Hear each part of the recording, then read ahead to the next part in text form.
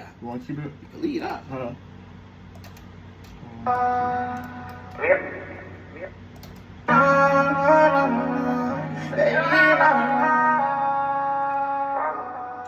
Brian, a lot of that. Sometimes my talent become depressing more.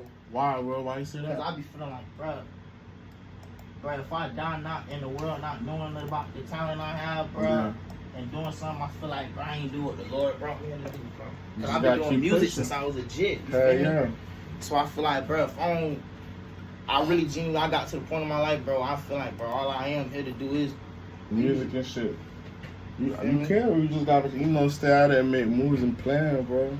There's just so much to this shit. Shit change a lot too, bro. Shit crazy. Yeah. Me personally, I think like the streaming era kind of like fucked up the game.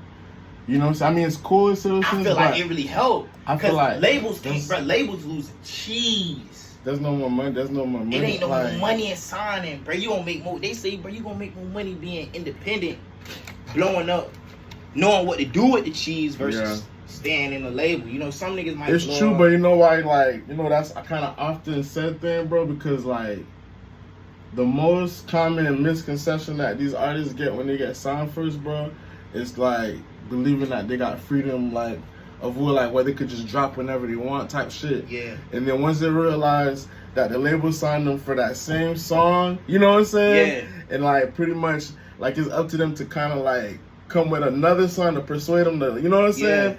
And they don't deliver. And if they don't deliver, like they get shoved, bro. Like, but you know who fucked that up? Who? Youngboy. What you mean?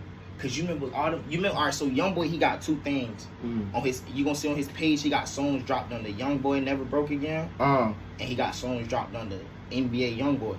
The ones on the Youngboy Never Broke Again, that's labeled. Oh, you feel me? That's Atlanta record. That's crazy. NBA Youngboy, that's 4K Trey. Oh, that's his independent shit. Yeah, that's his 4K independent shit. But then he went through some shit with the label for a minute. Yeah, but the thing is, he was saying like this. He was like, the reason and he did an interview about it. The reason labels weren't tripping about him dropping outside of their permission is because nigga, anytime he drop, he finna do 10, 20, yeah, 30 the numbers views. gonna be there. It's like them telling him not to drop is being fucking retarded. They're suppressing him. They're trying to suppress him. Facts.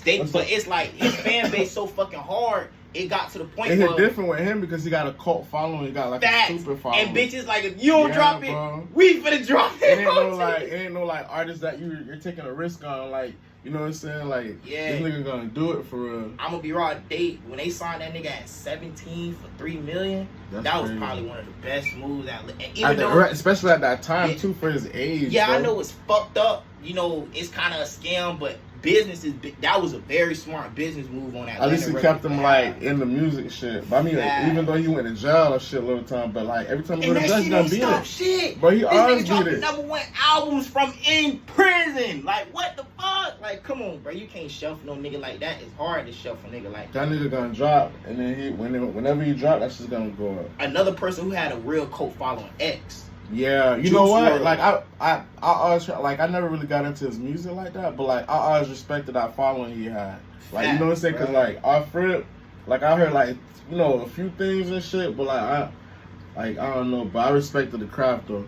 And they got a stupid following, bro. Yeah, bro. When you die and your funeral is at a football arena that hold 100,000 seats and it's sold out, that's crazy. That's fucking insane, bro. It's like NFL games. And it's like on some new. It was like on some new generation shit for because it was like who else at that time like had a following like that, bro? It was nobody, bro. YB. Like, YB, but it wasn't like X was on some underground shit, bro. He came up on the underground shit. I remember you ever heard Cheeseburger, the photographer out here? Yeah, bro. I remember I don't know what happened to bro. No, he's still doing his shit out here and stuff. I kind of like we had a fallout, bro. Like I don't know. It was. I don't know, bro. I ain't sure, bro. Stat, I ain't gonna lie though, you really started to wave in. I fuck with bro, but like he had like a show like back then and like when I think it was Winter Park, something, bro. Yeah. That nigga had a show and like X was there. He had the cameras, he had the video still, bro. And I'm like, well, you didn't drop that shit? Like you can go stupid viral. That's like a meal right there. Fresh content. Facts. What? I'm like, bro, that's just crazy. Throwback shit when he used to pull up over here. What you want me to call this song? Interlude.